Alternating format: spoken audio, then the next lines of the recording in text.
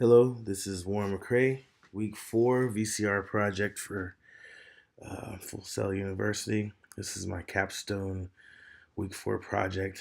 Um, Basically, I'm going to be covering a few topics that are uh, big in the media this year and have been for the last 15.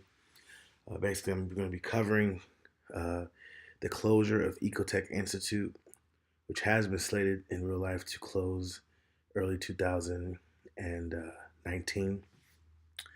I attended this school and got my electrical technician degree, but there's another degree field that is there that is just as important. It's the wind technician program that they have at Ecotech Institute. It's very thorough and it's a from the bottom to the top training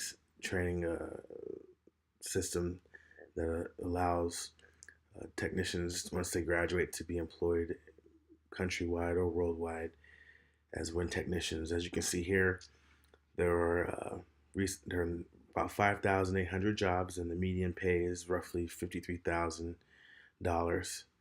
Um, the reason why this school is so important is because there's very few colleges that offer wind technician programs. Um, and Ecotech is one of them, and I feel taking one of them away from the equation uh, further hinders its growth and also keeping green energy in the focus of the American people and in the world's eyes. Now, when it comes to the largest employers of wind, electric power generation, repair and maintenance, utility system construction, professional, scientific, and technical services.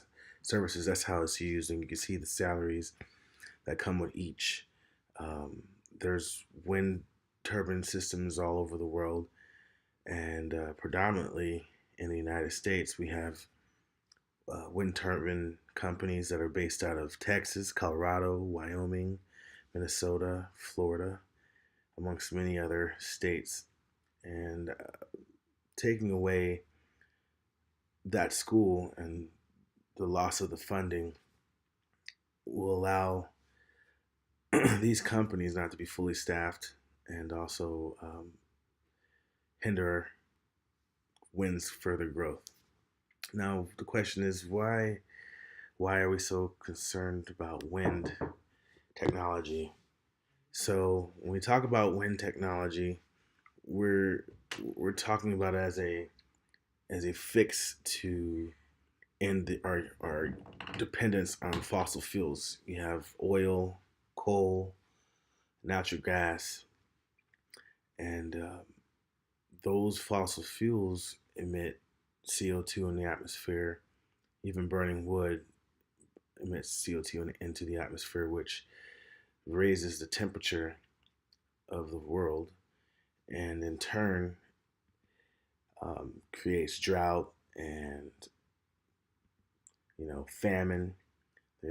Crops are unable to grow, people are unable to eat, um, forests become dry due to lack of water, due to evaporation because of the heat, and also water levels rise. And so, with that, countries can be inundated with water, and so a lot of calamities can occur because of our use of fossil fuels. And so, it's very important to keep our focus on wind energy because without it, we'll continue to depend on fossil fuels, and in the end, our world will increase in heat and put ourselves at risk. So there's one more addition.